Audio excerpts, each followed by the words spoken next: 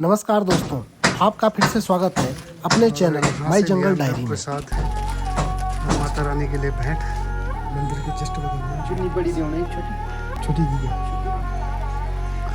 तो आदेश भाई कैसा लग रहा है यहाँ पहुँच के? हर सांस तुझे मालूम है, हर राज तुझे मालूम है, मालूम में मातो भरे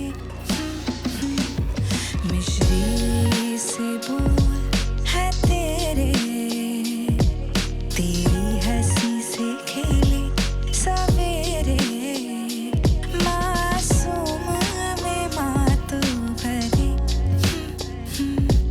हर सांस तुझे मालूम है, हर राज तुझे मालूम है।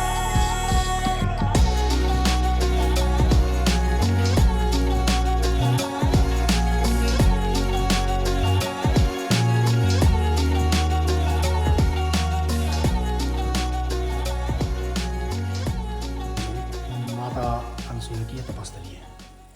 अब माता कैसे आई, कहाँ से आई, ये जानना आवश्यक होता है। माता आई है चित्रकूट से। अब चित्रकूट में माता कौन है?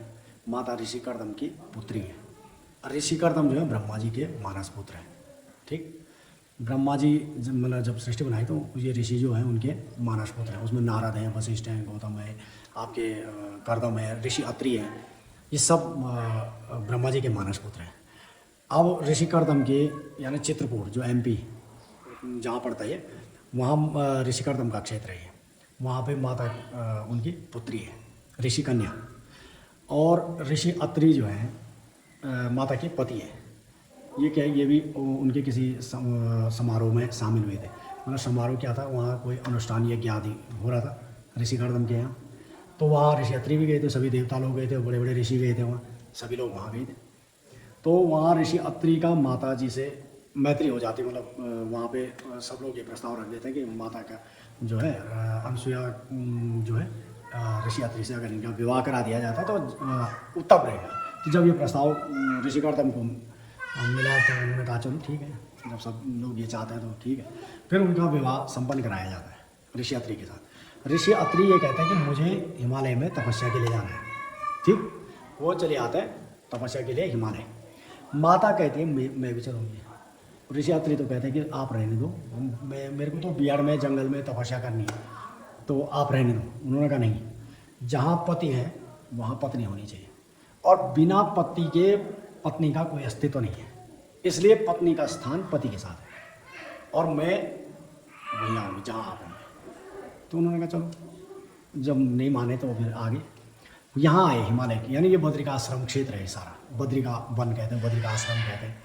ये जो पर्वत है इसको कीलाचल पर्वत कहते हैं, कामद वन भी कहते हैं। कीलाचल पर्वत, कामद वन, हम घर में से कांडई बोलते हैं, कांडई। ठीक है ना। तो यहाँ बैठ कर के इन्होंने तपस्या की, और कोई 1-2 दिन की तपस्या नहीं थी उनकी, तो 11,000 वर्षों की तपस्या थी। उनके 100 दिव्य वर्ष थे, वो देवताओं के, ऋषियों के जो 100 दिव्य वर्ष, और कलयुगी मानवों के 11,000 वर्ष। हम जैसे मानवों के लिए तो 11,000 वर्ष थे, पर उनके लिए वो 100 वर्ष थे। 100 दिव्य वर्षों की तपस्या की उन्होंने। अब वो तपस्या में लीन हो गए। माता उनके लिए मतलब जो भी प्रसाद, जो फूल पत्ते, फल इत्यादि, जल, जो भी चाहिए सामग्री, पूजन सामग्री, वो इकट्ठा करके माता ने पति की सेवा में देना। अब उस पतिव्रता धर्म की पालन की वजह से माता के अंदर जो सतीत्व का बल आया, पतिव्रत धर्म की वजह से जो पतित्व का बल आया, सतीत्व का बल, वो इतना प्रखर था, मतलब इतना तेज था कि माता को किसी सूर्य के प्रकाश की जरूरत नहीं, उनका अपना ही प्रकाश रहता था। मतलब कहने का मतलब यह है कि कोई भी पत्नी हो ना, अगर पति की सेवा करती है तो उसमें ये बल अपने आप आ जाता है। और ऐसे कई हुए हमारे शास्त्रों में, तो बहुत सारे उदाहरण हैं ऐसे जो सती हैं। जैसे सावित्री की भी आपने कहानी सुनी होगी, सैब्या की कहानी सुनी होगी, ये सब शास्त्रों में वर्णित है। माता जो है त्रिलोक में ही, इस पूरे ब्रह्मांड में ही सबसे परम सती है, सर्वश्रेष्ठ सती मतलब कही जाती है। उसका कारण यही है कि उन्होंने मतलब पति के हिलने का भी जिनको पता है, क्या हुआ, क्या समस्या हुई, क्या कोई समस्या आ गई है, तो ये सब उनको पता चल जाता है। हिलना डुलना हाव भाव से भी पता लग जाता है। वो असली पतिव्रता स्त्री होती है। तो माता का यही है, उसी की वजह से वो सतीत्व का बल उनके अंदर आए। अब यहाँ पे माता भी अपनी तपस्या में बैठ गई। उन्होंने भी यहाँ तपस्या की, तपस्या तो पति के साथ हो ही रही है उनकी वैसे भी, और वैसे भी उन्होंने अपनी तपस्या भी करी। तो ये उनकी कर्मस्थली हो गई, ठीक। जन्मस्थान चित्रकूट हो गया, कर्मस्थली ये हो गई, तपस्थली ये हो गई। तो माता ने भी यहाँ तपस्या की। अब ऋषियत्री वहाँ, कई लोगों के दिमाग में ये प्रश्न रहता है कि ऋषियत्री इतनी दूर और माता यहाँ, ऐसा क्यों?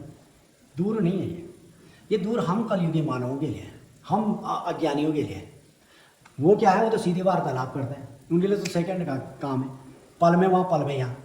वो तो सामने आमने सामने बात कर रहे हैं, ठीक। उनके लिए थोड़ी था ही दूरी, तो ऐसे आमने सामने बात कर रहे हैं। तो ये हम कलयुगी के लिए 1.5 किलोमीटर है भैया, बहुत दूर है, आधा घंटा लगेगा, 1 घंटा लगेगा, आना जाना 100-1.5 घंटा लग जाएगा, होता है ना। ये हम हमारे लिए, वो क्या है, वो तो देवांश है, ठीक। अब उनकी जो वार्तालाप हो रही इतनी पल पल में उनको सब खबर है, सारे समाचार हैं उनके पास, उनको एक दूसरे की सुध है, ठीक है। अच्छा, यहाँ पे माता अन्नपूर्णा का भी काम करती है। कहने का मतलब ये है कि ये जो स्थान है ये बहुत दिव्य स्थान है। और ये आज की बात नहीं है, सतयुग की बात है। सतयुग मतलब 4 युगों में पहला युग सतयुग है, और 4 युगों को एक चतुर्युग बोलते हैं। ऐसे ऐसे सतयुग 28 बार गुजर चुके हैं, ठीक। इनकी कल्पना करना इतना आसान नहीं है। ऐसे ऐसे युग जो है सतयुग, ऐसे चतुर्युग, माने सतयुग, त्रेता, द्वापर और कलयुग, ऐसे 4 युग जो हैं कई बार चले गए। यानी 28 बार सतयुग आ गया, 28 बार त्रेता आ गया, 28 बार द्वापर आ गया, 28 बार कलयुग आ गया, या 28वां कलयुग चल रहा है, ठीक। अब इनमें से एक एक युग की आयु देखो कितनी जबरदस्त है। एक युग जो सतयुग है उसकी 64 लाख वर्ष से भी ज़्यादा आयु है।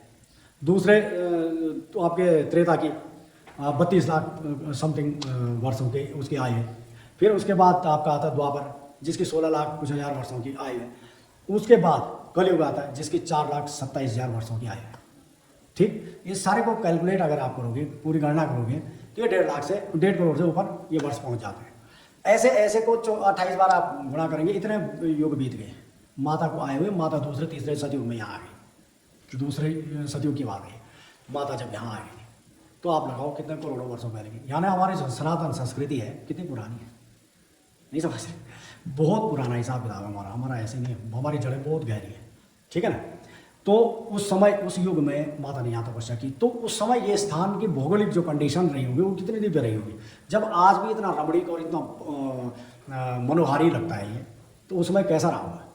तो उस समय की कल्पना करो, ये बिल्कुल ये स्थान बहुत दिव्य, यहाँ कई तरह के फलदार वृक्ष भी हो सकते हैं, यहाँ कई तरह के जीव जंतु भी हो सकते हैं, मतलब उस आज से करोड़ों वर्षों पहले की बात, ठीक, जो आज नहीं दिखता। पर यह है कि फिर भी आज भी इसकी रमणीकता में इतना फर्क नहीं पड़ा है, इतना अंतर नहीं आया है, ठीक है। अच्छा, उस युग में तपस्या हुई तो यहाँ देवता लोग भी आते हैं, यहाँ विचरण करते हैं, विहार करते हैं, यहाँ से फिर विचरण विहार करके चले जाते हैं, और माता के हाथ से थोड़ा बहुत अन्न जल ग्रहण करके, और उनको उसमें तृप्ति होती है, वो माता के हाथ से जरूर खा पी करके और जाते थे यहाँ से। तो यहाँ पर सारे ऋषि मुनि सब आते, देवता, और इवन नारद जी बहुत विचरण करते हैं। अब नारद जी की बात है कि वो तो जो मीडिया के सबसे प्रखर कर्मचारी हैं उस समय के, ठीक है ना। मतलब उनका जो तंत्र है ना, जो खुफिया तंत्र, जो उनका समाचार तंत्र है, जो बहुत प्रगाढ़ था, वो कोने कोने में जा करके समाचार ले आते थे। अब उस समय भी नारद जी ने इसमें बहुत बड़ा रोल खेला। वो यहाँ से गए, खा पी करके माता के हाथ से कई बार आगे खा पी कर चले गए। अब उन्होंने त्रिदेवियों को जा करके ये बात बताई कि ऐसा है, इस समय पूरे ब्रह्मांड में सर्वश्रेष्ठ सुंदरी और सर्वश्रेष्ठ पतिव्रता एक ही स्त्री है, और वो है माता अनुसुईया। उनके आगे कोई भी नहीं है। अब जब त्रिदेवी ने सुना तो थोड़ा उनकी भी भौएं चढ़ गई कि ऐसा कैसे हो सकता है, ये नारद जी क्या कह रहे हैं। बोले, नारद जी ने कहा, मैं तो बिल्कुल माता जी वही सत्य बात बता रहा हूँ आपको। वहाँ इस समय जो है पूरे ब्रह्मांड में माता से बढ़कर कोई नहीं है। अच्छा, माताओं को थोड़ा टेंशन हो गई, मतलब ईर्ष्या भाव भी उत्पन्न हो गया थोड़ा, ये तो नहीं हो सकता, ऐसा कैसे हो सकता। हम तो त्रिदेवियाँ हैं और हम सर्वशक्तिमान हैं, और हम ही सर्वश्रेष्ठ भी हैं, क्योंकि पूरा ब्रह्मांड तो हमारे हाथ में है, ठीक है ना। क्योंकि त्रिदेव तो हमारे हैं, त्रिशक्ति भी हमारी है, ठीक, और सर्वश्रेष्ठ भी हम हैं, ठीक। अब वो ईर्ष्या भाव थोड़ा आ गया कि नहीं। और ब्रह्मांड में सुंदरी की भी बात कर रहे हैं नारद जी कि सबसे सुंदर भी माता ही है, बताओ। अब ये तो थोड़ा सा टेंशन वाली बात तो है ही ना। फिर चलो उन्होंने जब ये त्रिदेवियों को बताया तो त्रिदेवियों ने क्या किया, चिंता में डूब गई और फिर उन्होंने त्रिदेवियों को बता दिया। बोले क्या सुन रहे हैं हम, ये सही है, सत्य है? उन्होंने कहा सत्य को स्वीकार करो। त्रिदेवियों ने कहा सत्य को स्वीकार कर लो, यही सत्य है। अब वो अंतर्यामी है, वो उनको भी पता है कि माता है भाई, परंतु वो बोलेंगे नहीं, क्योंकि उनको बोल करके अपना चाय पानी का पानी बंद नहीं कराना है। वो भी तो है ना, त्रिशक्तियाँ हैं भाई, उनकी शक्ति वही है। अब उनको गुस्सा करके, उनको क्रोधित करके तो उनको पानी भी मिलेगा, ठीक। ये अपनी शक्ति को अलग नहीं कर सकते ना, क्योंकि उनसे अलग है ही नहीं वो। और ये बात सत्य है कि वो परम, वो तो है ही सर्वश्रेष्ठ, तो है ही भाई, जिन्होंने इतना बड़ा ब्रह्मांड रचाया, उनके वो कैसे कम हो सकते हैं। अच्छा, जब ये बात हुई उसके बाद क्या हुआ, त्रिदेवों ने जब उनको बोला कि नहीं तुम स्वीकार कर दो, इस सत्य को स्वीकार कर दो, लेकिन नहीं, वो पचा ही नहीं पाए। उन्होंने कहा नहीं, इस बात को प्रमाणित करो कि वो सर्वश्रेष्ठ हैं, ठीक, इस बात को प्रमाणित करके सिद्ध करो इसको, अगर वो सर्वश्रेष्ठ हैं तो हमें बताओ। अब लोग त्रिदेवों को भी टेंशन होगी, धर्म संकट में पड़ गई। अब क्या करें, इधर त्रिदेवियाँ अपनी शक्तियाँ, उधर माता है वो भी परम शक्ति, ठीक। अब क्या करें, मतलब एक अधोगति हुई ना। अब जब उन्होंने कहा चलो ठीक है, ऐसा करते कुछ विचारते हैं, विचार करते हैं कुछ। अब उन्होंने देवियों को बोला तुम शांत हो जाओ। तो फिर उन्होंने विचार किया भाई कि लगता है माता की परीक्षा का समय आ गया है, अब करना तो पड़ेगा ही, क्योंकि त्रिदेवियों को भी हम क्रोधित नहीं कर सकते, नाराज नहीं कर सकते, इसलिए चलो चलो फिर माता की परीक्षा का समय आ गया, चलते हैं। ये भी सही। आगे तीनों यहाँ भिक्षु का रूप धारण करके, ब्राह्मण का वेश धारण करके और भिक्षाम देही करके इधर से आ गए। उन्हें पता था यहाँ तो कोई नहीं है, यहाँ तो एक कुटिया है, माता है। अब माता अपनी दिनचर्या में लीन है। उन्हें आए और प्रणाम किया, बोले माता प्रणाम, हम 3 ब्राह्मण हैं, हमको कुछ अन्न जल ग्रहण करा दो, मैं भूख लगी है। अरे माता ने कहा कोई आश्चर्य नहीं है, यहाँ तो दुनिया के सारे यूनिवर्स के जो हैं, ब्रह्मांड के जो हैं ऋषि मुनि देवता सब आते हैं, गंधर्व यक्ष किन्नर सब आते हैं, उनको प्रसाद मिलता है तो तुम भी ग्रहण कर लो। आगे भाई इधर आओ। आए, लेकिन उन्होंने कहा माता हमारी एक शर्त है, ठीक। माता ने कहा शर्त, कैसी शर्त है? कि आप हमें निर्वस्त्र होकर के भोजन कराएंगे, क्योंकि यही परीक्षा थी पतिव्रता की, और कोई परीक्षा थी नहीं। उन्होंने कहा आप निर्वस्त्र होकर हमें भोजन कराएंगे। माता ने पति का स्मरण करें किया उसी समय। माता समझ गई ये कोई साधारण व्यक्ति नहीं, ये असाधारण लोग हैं और ये त्रिदेवीय हो सकते हैं, पर उन्होंने पति का स्मरण किया और कन्फर्मेशन कर ली। इतनी देर में उनकी वार्तालाप हो गई, विद इन सेकेंड। उन्होंने पूछा और उन्होंने कहा त्रिदेव आए हैं तुम्हारी परीक्षा लेने के लिए, अब वो ऐसा करो अंदर के कमंडल से जल ले लो और अभिसिंचित कर दो। माता ने कमंडल से जल लिया और तीनों के ऊपर छिड़क दिया, अभिसिंचित कर दिया, तो वो 6-6 महीने के बालक बन गए, छोटे छोटे। यही सत्य है। अब जब वो 6 महीने के बालक बन गए तो उनको पालने की व्यवस्था हुई। पहले उनको स्तनपान कराया, माता ने जो उनका प्रसाद था वो दे दिया, क्योंकि बच्चे का 6 महीने का शिशु क्या पिएगा, दूध माता ने पिला दिया उन्हें। अब पिला करके और उनको पालने की व्यवस्था कर दी, वहीं सुला दिया। अब माता के लिए तो दिनचर्या बढ़िया हो गई, 3 पुत्र मिल गए और उनके साथ में अकेलियाँ, उनके साथ उनकी किलकारियाँ और उनके साथ उनका वात्सल्य हो गया, पुत्र प्रेम हो गया, वात्सल्य हो गया, 3 पुत्र मिल गए। अब रोज उनके साथ खेलना वेलना, खिलाना पिलाना, उनको सुलाना, बहुत बढ़िया हो गया माता के लिए। माता भी खुश हो गई, अब 3 देव भी खुश हो गए, क्या मैं भी बढ़िया हो गया। ठीक है, अब वो पालने में हो गया। अब देखो विडम्बना, पूरे ब्रह्मांड में फिर हलचल मच गई। जब कभी समय काफ़ी समय बीत गया, वापस ही नहीं गए, तो जब देखा उन्होंने कि यार यहाँ तो आए नहीं, गए कहाँ त्रिदेव कहाँ गए। तो फिर तीनों देवियाँ बड़ी चिंतित हो गई कि कहाँ गए। सारे देवता लोग चिंतित हो गए, क्योंकि देवताओं को तो एक ही भय था कि राक्षस का वो स्वर्ग पर आक्रमण कर लेंगे और हमें फिर भागना पड़ेगा कंदराओं में। भागते ही थे वो इंद्रादि देवता, तो बिना तीनों देवों के तो वो एक पल भी नहीं जी पाते, वो उनके पीछे ही लगे रहते हैं कि कहाँ होंगे त्रिदेव, कहाँ होंगे, हमें बचाओ, हमें फलाना देते हैं, आक्रमण कर दिया उसने, आक्रमण कर दिया, बस यही हमेशा रहा। तो त्रिदेव कभी ब्रह्मा जी के पास, कभी विष्णु के, कभी शिव के पास, वो हमेशा ही गए। अब उन्होंने ही बचाना, तो उनकी भी चिंता का कारण स्वतः ही था। फिर उसके बाद क्या हुआ कि जब काफ़ी समय के बाद तीनों देवियाँ चिंतित मुद्रा में बैठी थी, उधर से नारद जी घूमते हुए फिर वहीं पहुँच गए।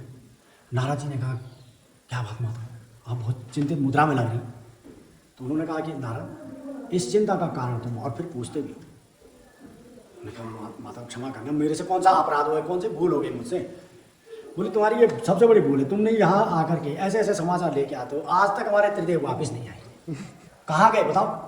बोले लो मैंने कहाँ भेजा माता, वो तो आपने भेजा, मैंने तो केवल बताया था। इस अपराध के लिए मैं क्षमा चाहता हूँ, क्षमा प्रार्थी हूँ मैं, मुझे क्षमा करो, मैं आपका बालक हूँ, है ना। अब वो ऐसी ऐसी बातें करके हो सबका मन भी जीत लेते नाराज जी। तो माताओं ने कहा ठीक है चलो ये तो बताओ कि हैं गाँव। बोले माताओं चलो चिंता मत करो, वहीं होंगे जहाँ आप लोगों ने भेजा था, वहीं चलो मेरे साथ चलो। भाई वो भी चले, तीनों देवियाँ चले आई। फिर उनके साथ में जो देवता लोग हैं वो सारे वो भी आ गए। जब आ गए तो यहाँ पहुँचे, यहाँ देखा तो तीनों माताओं में कोई नहीं, इधर देखो उधर देखो, यहाँ तो निर्जन स्थान है, यहाँ कोई भी नहीं दिख रहा। हाँ 3 बालक बच्चे जरूर दिख रहे हैं यहाँ। उन्होंने कहा नारद यहाँ तो कुछ नहीं दिखाई दे रहा। बोले चलो अंदर ही माता जी से पूछो, माता जी है विराजमान।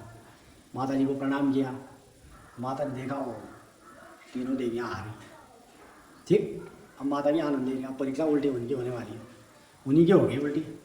अब वो यहाँ पे आए, उन्होंने प्रणाम किया, माता प्रणाम, हमारे 3 देव आए थे, इतना समय बीत गया वापस नहीं आए। बोले अच्छा वो जो आए थे वो तो ये है। बोले नहीं माता ये तो बच्चे हैं, ये तो बालक है, वो वयस्क हैं, वो कोई छोटे बच्चे नहीं हैं, वो हमारे पति हैं।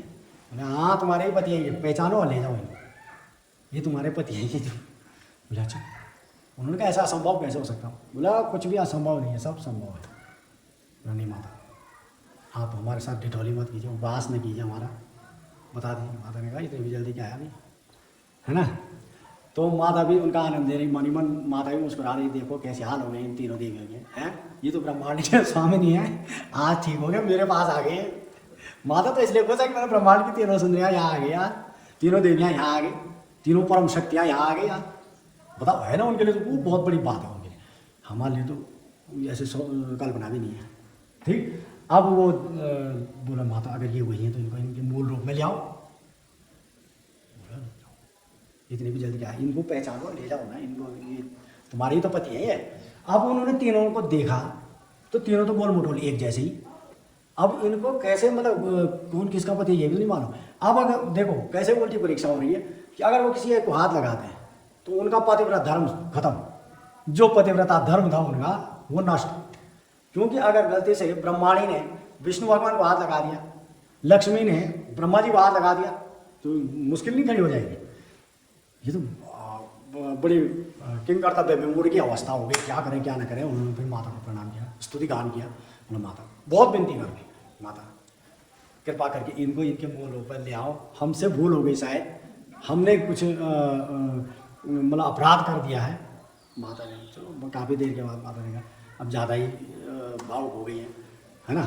तो उन्होंने भी जल लिया हाथ में, पति का स्मरण किया, वही जल से उन्होंने बालक में फिर वही जल उनके ऊपर अभिषेचित किया, तो वो फिर अपने मूल रूप में आ गए। यानी वो सतीत्व का बल इतना ज़बरदस्त था उनका, पतिव्रता धर्म का जो बल था ना, उसकी वजह से उस जल में इतनी शक्ति, यानी उनके स्पर्श से भी वो ऐसा हो गया। तो उन्होंने जैसे छिड़का तो वो अपने मूल रूप में आ गए। जब तीनों देव मूल रूप में आ गए तो उन्होंने दंडवत प्रणाम किया, माता प्रणाम। हम ये सब जानते हैं, पहले से भी पता है कि आप परम शक्ति हैं, ठीक। अब वो देखो वो तो अंतर्यामी है ना। उन्होंने कहा कि देखो माता अगर हम ये सब न करते, ये प्रपंच था, ये एक नाटक था, अगर ये सब न करते तो हम अपनी ही देवियों को कैसे समझाते। ये इनको समझाने के लिए ये सब करना पड़ा, ये नाटक रचना पड़ा, नहीं तो हम अपनी देवियों को नहीं समझा सकते थे। ये त्रिशक्तियाँ हैं, ये तो हमारी पूरी शक्ति है, इनके बिना हम भी कुछ नहीं है।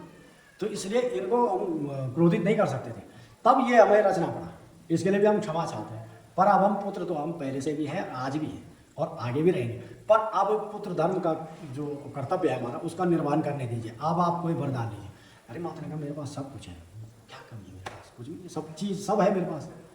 फिर भी माता कुछ ना कुछ तो आपको लेना ही पड़ेगा, वो हम पुत्र हैं ना इसलिए।